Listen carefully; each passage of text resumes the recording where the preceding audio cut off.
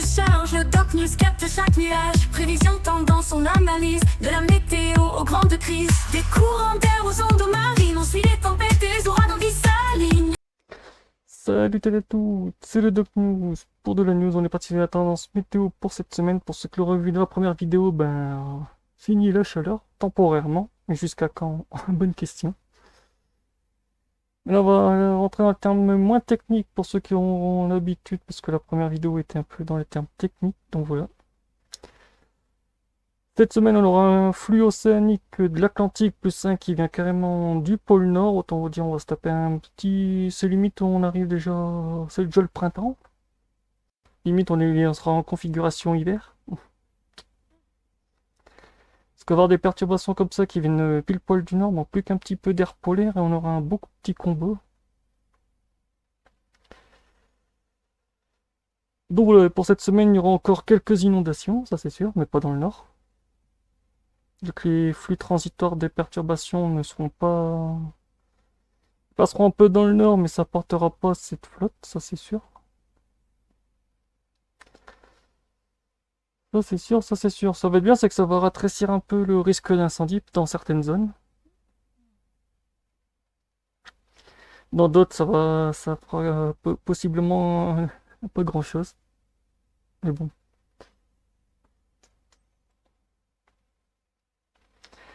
Et avant de continuer aussi, n'hésite pas à liker, commenter, partager et abonne-toi à me rejoindre sur tous mes réseaux sociaux. Je suis beaucoup actif sur Discord, donc voilà, n'hésitez pas à le rejoindre. Il est dans les messages épinglés. Si le lien ne fonctionne pas, n'hésitez pas à le dire dans les commentaires. Il est aussi sur le profil de la chaîne quand vous cliquez dessus. Donc voilà. Parce que oui, sur le Discord, je balance des fois des prévisions sur plus de 15 jours, voire 3 mois. Mais après, je fais juste des tendances saisonnières, donc voilà, j'évite. Comme on sait, les tendances saisonnières sont pas très fiables à du long terme.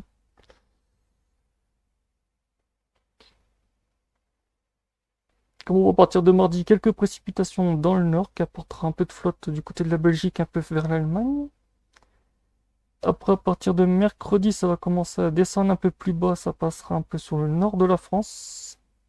Quelques flottes, après beaucoup de flottes du côté de tout ce qui touche l'Espagne et le Portugal avec la petite goutte froide qui fait un peu son train-train quotidien.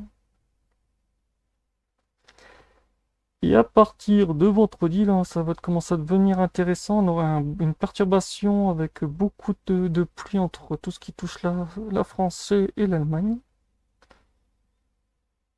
Ça va être bien. Et bon, ça sera les quelques pluies qu'on aura, parce que ce que je vois dans le nord, il n'y aura pas beaucoup de flotte.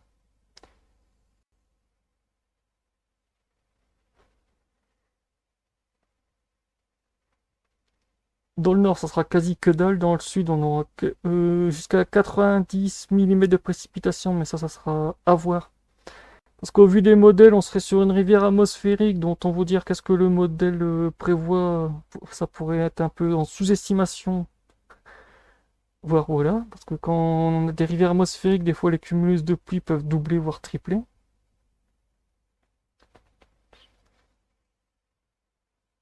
Donc c'est pour ça que en ce moment, sur tout ce qui touche, je vous montrerai après l'accumulation de précipitations, je mets un peu une grosse guillemette dessus, parce que c'est pas très fiable.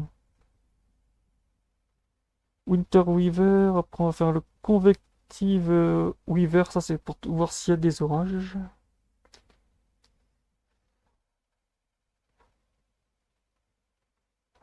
Ah oui, dis donc, du côté de la Méditerranée, à partir de lundi, c'est la poudrière.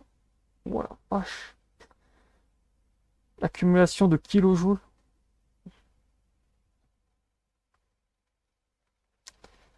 Faut dire aussi, la température en ce moment de la Méditerranée, c'est sûr que c'est une bonne pompe à chaleur pour bientôt se choper des cyclones à cœur froid. Bientôt. Actuellement, l'énergie accumulée n'a pas encore été déchargée, malgré les quelques orages qu'il y a eu du côté de l'Haute-Faune de Marseille qui a un peu vidé la pompe à chaleur sur une petite zone. Et depuis, ça n'a pas fait grand-chose. C'est-à-dire actuellement, la Méditerranée a un bon stock d'énergie qu'il va falloir qu'elle dégage.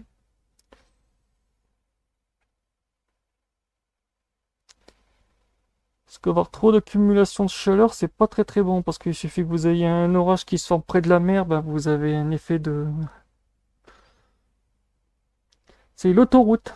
pour l'orage, c'est bon, il a son autoroute d'accumulation de précipitations. Bon, le site n'a pas envie de donner entre samedi et dimanche, mais bon, c'est pas grave, vu qu'ils annoncent que de la flotte. Et quelques orages par-ci par-là, le site n'a pas envie. C'est pas grave, c'est pas grave. On se laissera de passer de commentaires.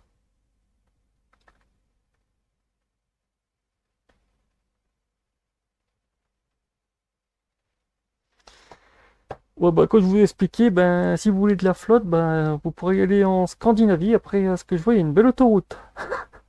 Au milieu de l'Allemagne, direction la Russie.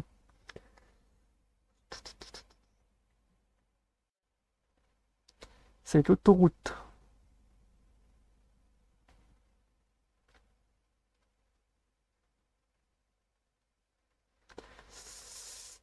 Ukraine, attends, là c'est la mer Noire. Ukraine, ouais, de toute façon ici c'est ouais, la Russie.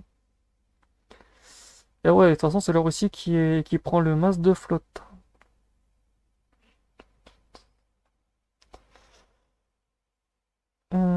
Qu'est-ce que nous donne le Windigest? Après on verra le vent à 10 mètres.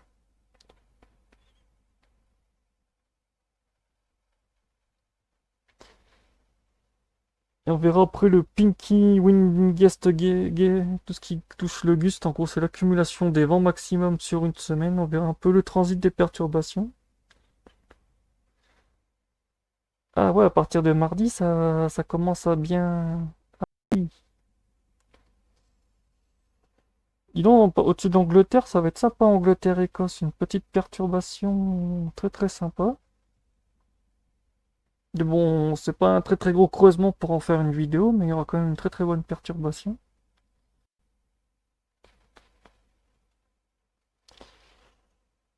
Et à partir de dimanche, j'aurai une perturbation en transit qui viendrait. Ah ouais, dis donc, l'Atlantique commence à nous sortir des monstres.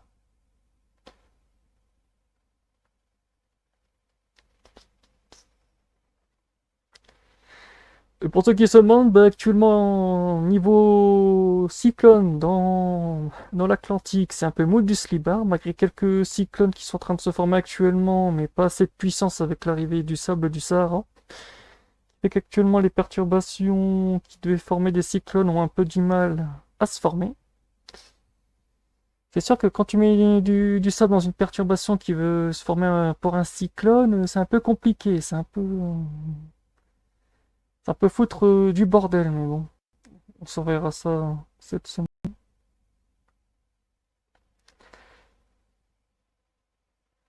Après, je surveillerai qu'est-ce que ça donne du côté du Japon et tout, parce qu'actuellement, dans le Pacifique, c'est rock'n'roll. Actuellement, on a le Pacifique, du côté du Japon et tout, ils ont déjà accumulé 3 super typhons avec des durées de vie de presque de 15 jours. Bon, ça va. Ça va. Ça sera pas le plus long, parce que j'avais fait une vidéo dessus sur le plus long, avait duré 32 jours. Il était parti pas loin de tout ce qui touche le Mexique, il avait traversé. Le machin est arrivé jusqu'à Madagascar.